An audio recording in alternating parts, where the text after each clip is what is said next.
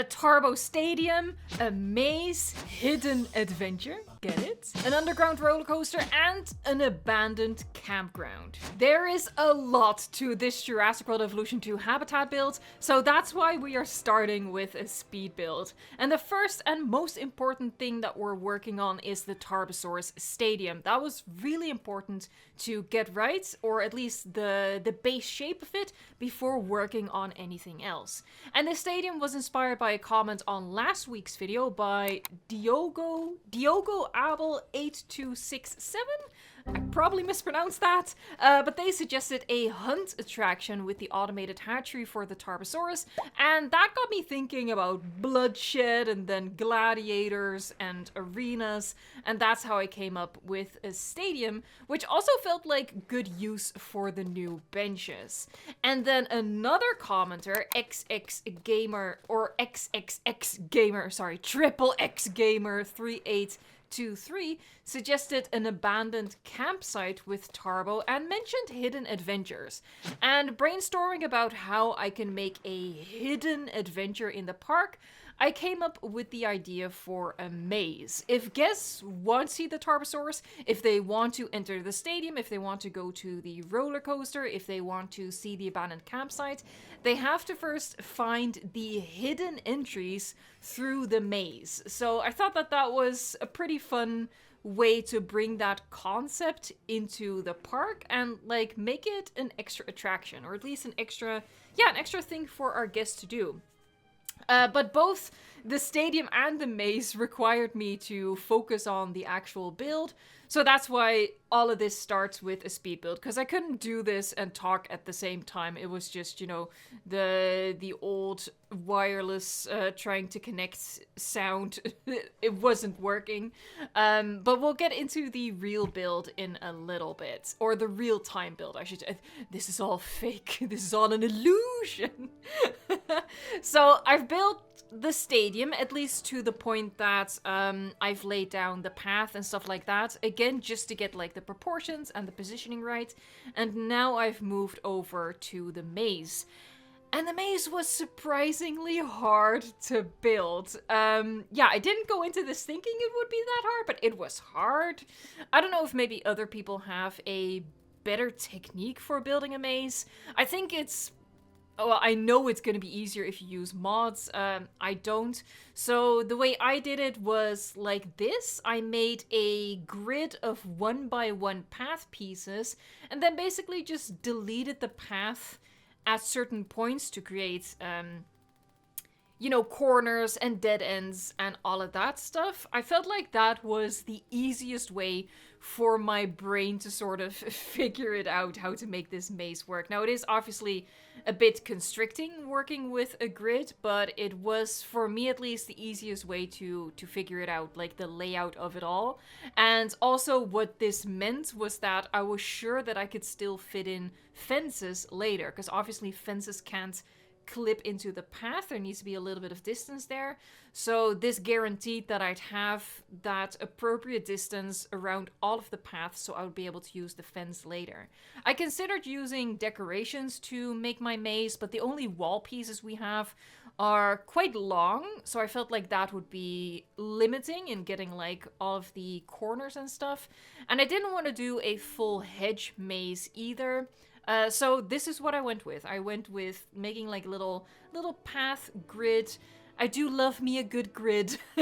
And then using the fencing in between. And I think it turned out pretty well. Now, it's not a particularly complicated maze by any stretch. I don't have the mathematical and visionary skills, spatial awareness is what I should say, to make a complicated maze, but, you know, I sort of justify it by, it doesn't have to be complicated, it's basically just a bit of a gimmick, you know. It still has to be doable for the kids to figure this out and get to the Tarbo show, where they're gonna watch a Tarbo kill animals right in front of them. Maybe I should have made it more difficult, sort of like built-in age restriction. Anyway, so the maze has now taken shape, and we'll be working more on the maze a little bit later as we get to the real-time build. Here I'm just figuring out, you know, where to place our roller coaster building. Now I've used the underground roller coaster trick, quote unquote, before, and I just think it's really fun. So that's what I went with, to sort of do a little bit of a nod to the Hidden Adventure roller coaster. And it's also just very important that you add shops and other buildings to these paths to ensure that your guests will actually use them. Now, there are parts of the stadium that guests won't traverse because there's no motivation for the guest AI to go to certain points, but I've done my best to put in several buildings to promote the guest AI actually traveling along the paths, so that our stadium looks a little bit populated. Like, the guests don't even sit down or anything like that, but it's all just part of the illusion. All right, so we're about ready to get into the real-time build, so I'm gonna stop rambling now, and I'm gonna take you back to past Evo, who's gonna be decorating all of this stuff, and hopefully you will get inspired by this build. If you enjoy building episodes like this, please remember to like the video and, of course, subscribe for more. Yeah, every single week we're here on Mini Mantah building new stuff. Alright, and now it's time for the live building part of this video. I just really had to get, like, all of this sorted out. I couldn't do that and talk at the same time. I'm gonna get rid of my little snow drawing over here. Hide my cocaine. Oh my god, I'm gonna get myself in so much trouble making that joke every single time. Okay, so for the stadium, let's just see if I can actually do what I intended to do. First, though, I feel like maybe there should be another staircase here, if I can make that happen. Oh, that's gonna get rid of my pillar. You know I love pillars. Oh, no, there you go, there you go. Yeah, it's a little weird, but I do want that. And then maybe here as well. Get rid of that. That's not path. There, just several opportunities for people to get up and down between the different levels of the stadium. Okay, so I had this idea, and actually let me test if it works. That's not unimportant. So we have the new benches, which, you know, blessed be us. And what I wanted to do was use those, and then... Oh yeah, that's what I was afraid of. Oh, okay, so if you're using mods, I highly recommend that you just, you know, place them like this. Hold on, let me, like, get you an example. But, like, here, you would just, like, tuck the bench under there. Oh, that would have been so good, Frontier. Why? Maybe I'll do it like this, then? Oh, that's not at all what I wanted, but... Oh, God, I hate that. Okay, oh, happy thoughts. Oh, that not gonna lie, that pissed me off a teeny tiny bit. A teeny tiny bit. That does piss me off. That fundamentally changes what I wanted to do with this stadium. I wanted to go all the way around with these things and put the benches underneath, but the benches can't go underneath without the mods. Ah! Alright, well, I guess we're gonna do it like that then. Because visually, I do really feel like I need these, I want these. Mostly I just want these. I don't actually need them, but I think that visually they're gonna really help sell, like, the whole stadium idea, which I just thought was really cool. And this is why, folks, this is why I keep saying it. This is why eventually, once I've, like, depleted all of my, well, in part creativity, in part patience. Yeah, that's when I will be using mods. Not yet, but eventually. Wait, hold on. Something I didn't consider is how it affects the visibility. Hahaha. Think about things before you do them, Evo. Okay, so we take the staircase down. Yeah, well, that doesn't work in the slightest now, does it? Alright, so it would only go on the upper my idea, it's all, like, falling apart. It's all falling apart. Oh no. Oh my god, oh, if you could look inside my brain right now, it's just like crisis mode. I think I am gonna line the top line, because or like the mid tier, I guess I should say, because the top line is just traffic. And the lower tiers are for seating and actually, you know, watching the show. So yeah, I guess I'll just do that then. Now again, if I was using mods, I would also have like the terrain mod, which allows you to get like sharper inclines. Oh, for frick's sake. And that way, like the difference between the levels, like in terms of elevation, it would be much more pronounced. So then, you know, the upper levels would be able to look over these decorations. But, you know, because the terrain tools are so, let's call them subtle, you know, use like a positive term. Because they're so subtle, you don't get that much elevation difference. They're pretty much invisible from this viewpoint, so... Oh, I don't know, folks. Oh, sometimes you just have a plan, and the plan is like, oh, you're funny. Alright, let's see if I can fix this. I can rebuild him. Maybe. Possibly. Like that. There you go. Nobody needs to know what happened there. There you go. Beautiful. Fantastic. Yeah, it's, I mean, from this side, it looks semi-interesting, I guess. And that's how low the bar is set. Alright, so I think that on this back wall then, maybe these? Let's first... Amazing, beautiful, wonderful. Oh, we have these. They're so small though.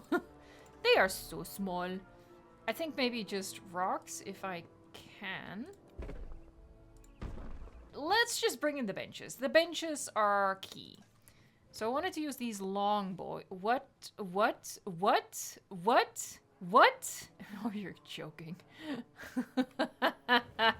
You know what? Let's line the path first. And I feel like I should do something like in between there, so I'm gonna leave some space. There, that's how we'll do it. I am scared. I thought the benches wouldn't... Here, like, this is fine, apparently.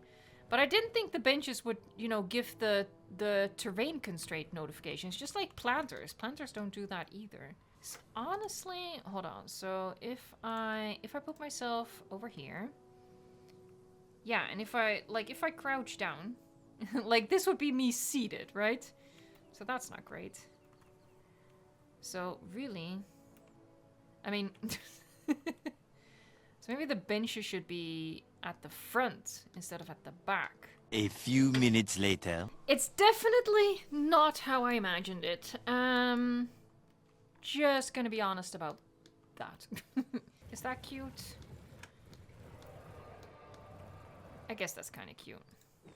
Yeah, and people would just walk along the back then. Alright. People are gonna have to sit up straight in order to look over that wall, though. But it needs a wall. It needs to be walled in. You can't just... you can't not have a wall. You need a wall. People cannot be trusted not to have a wall. Yeah, it's not necessarily what I was going for. So I really have to sort of... adjust to that now. 5 minutes later. Am I crazy for doing this? Yes, undoubtedly. I want... I don't know. I feel dissatisfied with how the seating turned out, so I need to fill this up. I need to channel the effort into something else. 1 eternity later. Huh. You ever spend like 20 minutes doing something and then to, you know, finish and look back and think to yourself, I don't know if I like it. That happens to me a lot, to be honest. But as is always the case in those situations, I'm sticking with it. So here we go. So many rocks. Okay. There you go. Even more rocks. I feel like at this point that's the only direction for this to go in is just to add more rocks. Like at least it's detailed. Let's also chuck in here some of these little guys there. We'll just do them between those. So maybe what I can do in front of this is here, do this one. Because, you know, again, more rocks. This is like rock stadium right here, but you know, you go down. Yeah, I mean, it doesn't really obstruct the view or anything. So there, that's our stadium basically done. And you know what would happen is, you know, prey animals would get released and you would see some blood, you would see some gore. Yeah, this show would not be for little kiddos. Okay, so this like, placing those rocks, I was already like, oh, you know what would be a good place for a fluffy bush? Right there. That's the point of reach. I'm already thinking about the fluffy bush as I like do stuff. There, so what I want to achieve is that this little area, which this viewing gallery looks out on, is gonna be private. Okay, we're still around 100 FPS. This did some damage. I'm thinking we need to be at sea level for this. I think maybe here we'll go up a bit. Yeah. I want this spot to not be visible from anywhere else. Like, this is probably gonna see it, but we can add some, like, tall trees and stuff. Because that's gonna be our abandoned campground. A little nod to, Camp Cretaceous. And even more rocks, because, you know, why not? I just want to make sure that all of the dinosaurs are gonna use, you know, the gentle sloping area. They're not gonna do some weird acrobatics walking off the steep sides. Yeah, I mean, obviously I need to use redwood trees here. That's like the whole thing. This is the redwood biome. Here, so now this area is private, so this is like our abandoned Camp Cretaceous view. We're pretending, as we usually do, that there is invisible fencing, like actual invisible fencing underground. So it's not like these rocks and these low walls are stopping the Tarbos from doing anything. It is the invisible fencing underground that stops them from escaping.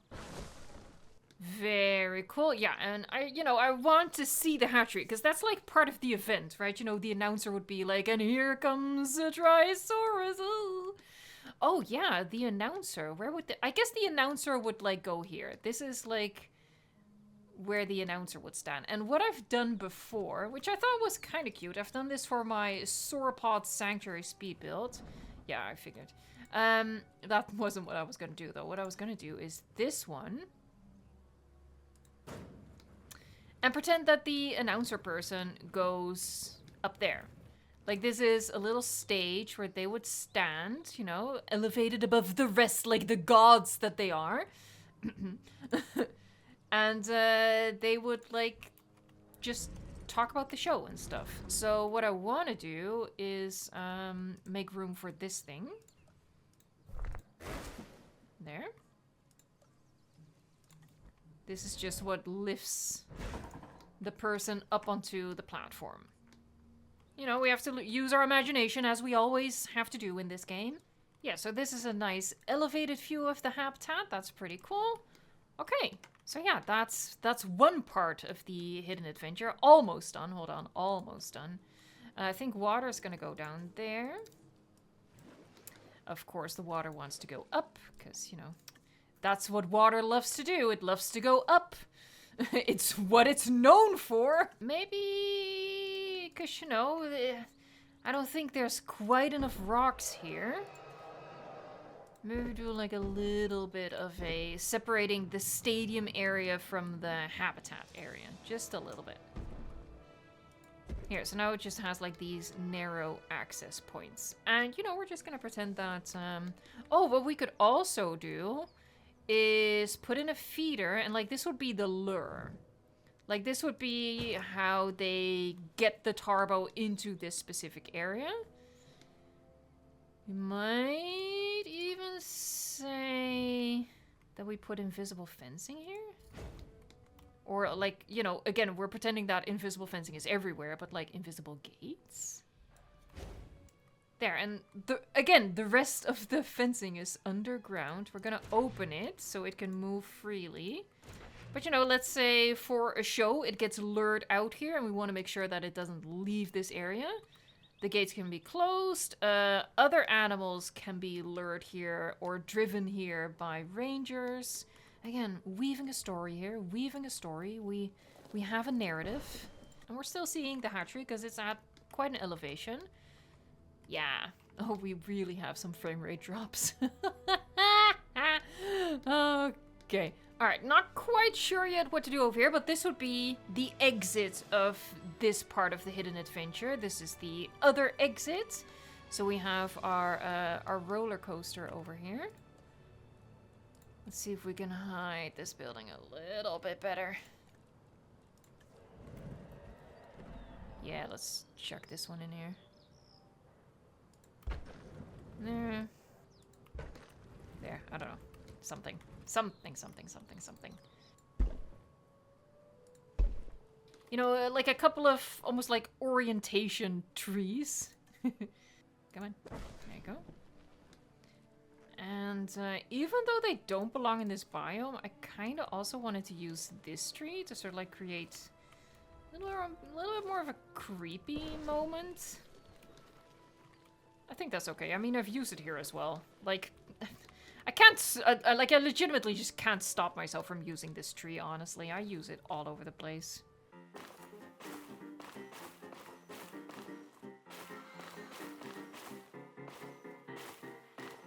And maybe just line some bits with foliage as well, so it's a little less just pure concrete in here. There, that's a dead end right there. I mean, I guess that's a pretty obvious dead end. Well, whatever. You know what we could actually do is do like here a couple of benches. Now and again, like, okay, where am I actually going? I'm tired. I'm so done with this freaking maze. Have a couple of resting spots. I actually feel like that, yeah, that makes sense. And I also want to do some stuff like this. Like, for example, yeah, it's a dead end, but you found something cool. And I wanted to do more of that. So here we have another dead end. But, you know, you found John Hammond, so that's kind of fun. Maybe. I guess, if you're like a fan. Here, just some stuff now and again to spruce it up. And to also help you a little bit, you know, help you orient a little bit. Here, this is Mr. DNA. I could have just done a full hedge maze. I feel like I already struggled so much making a maze that building it out of hedges would just overcomplicated it for my brain. My teeny tiny brain. But like, again, so like I'm thinking of a story, right? So people might come here regularly and they might remember that, oh, if you see a Spino, you're on the right course towards the roller coaster. Because literally, once you find the Spino and you follow where it points, the only way you can go is towards the roller coaster. So yeah, stuff like that. Because it's not, like, it's a theme park. It's not supposed to be too complicated to find the attraction. Our maze pretty much set. So then our little entrance area for the maze. We'd have the gate, obviously. Where's the gate? Here's the gate. Those are kind of cool.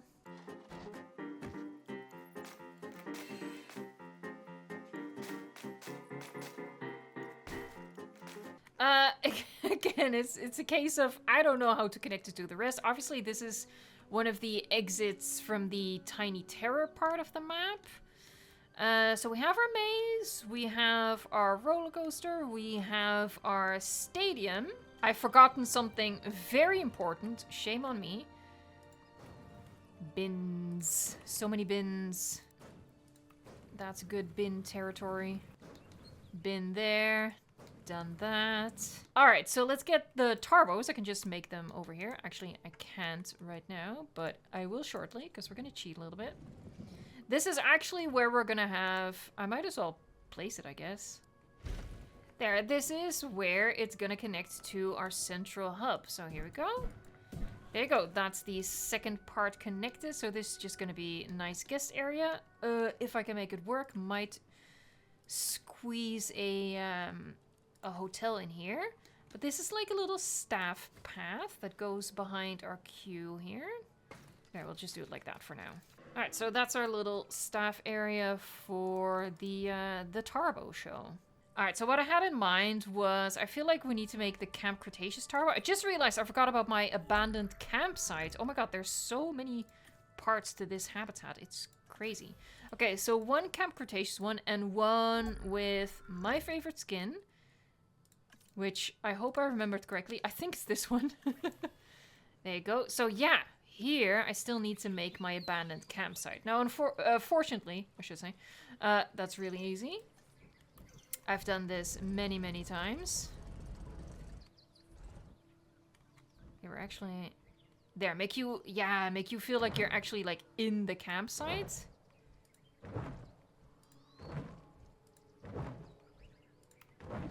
There.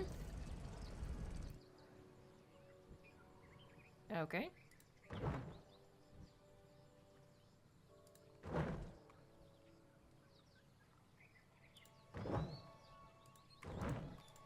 Now let's check.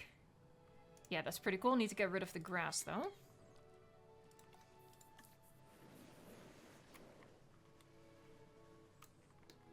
Look at this one tree over here. What?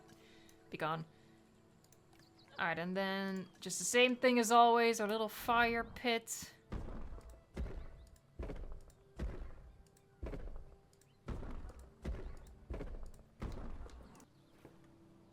Yeah, that's pretty cool. I guess the one thing, though, is I probably wouldn't want to be able to see the hatchery from here. And the reasoning is just that, you know, when you're in that area, you want to really have your guests be immersed in that feeling that they've discovered, ooh, an abandoned campsite, what happened here, woo. You know? You know.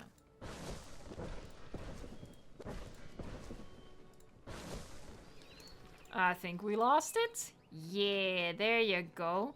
So now it, like, feels properly secluded from everything else. Like, okay, we can see the fence over there, but that's not a big deal. Oh, one other thing, duh. So our roller coaster is an underground roller coaster. It's another thing I've done before. So we're just gonna, you know, we're gonna get crazy with the loops. And you're just gonna have to pretend that, like, it actually goes up and down as well underground. And maybe it does, like, barrel rolls and stuff like that. But yeah, this is... It's just gonna go back to the start. There you go. So this is our underground roller coaster. Something else I've done in, like, my fake attractions video. I think it's pretty fun. Like, you can also do a roller coaster, quote-unquote, with the monorail, but that takes up a lot of space and also just looks really messy. So yeah, I like doing an underground roller coaster. I think that's pretty cool. Alright, here we go. The Camp Cretaceous Tarbosaurus. I still love this exit animation so much. I hope you enjoyed seeing this build, and I hope that you will join me next week for the next episode of Mini Mantah Island. Thank you. You might have noticed, at least some people have noticed, that so far there are only carnivores in the park. I want to ask you guys to give a suggestion for next week's build, but please pick a herbivore. It is time that we add some herbivores to this park. Alright, thank you so much for watching, liking, subscribing, and until next time, enjoy the game.